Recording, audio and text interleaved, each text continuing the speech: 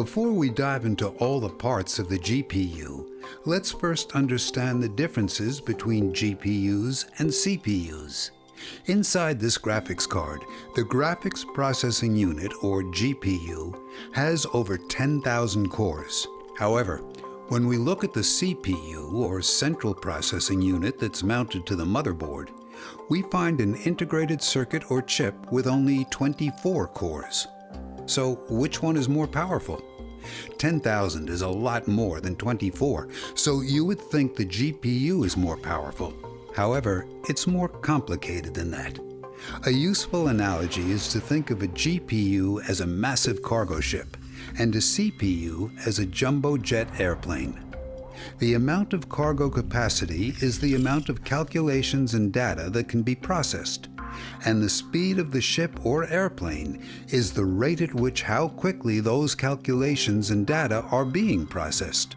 Essentially, it's a trade-off between a massive number of calculations that are executed at a slower rate versus a few calculations that can be performed at a much faster rate.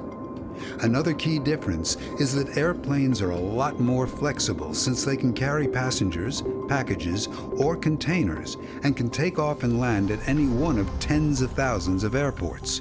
Likewise, CPUs are flexible in that they can run a variety of programs and instructions. However, giant cargo ships carry only containers with bulk contents inside and are limited to traveling between ports. Similarly, GPUs are a lot less flexible than CPUs and can only run simple instructions like basic arithmetic. Additionally, GPUs can't run operating systems or interface with input devices or networks.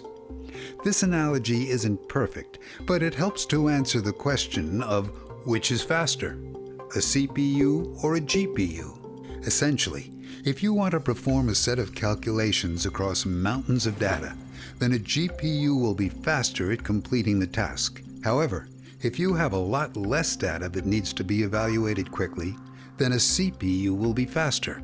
Furthermore, if you need to run an operating system or support network connections in a wide range of different applications and hardware, then you'll want a CPU.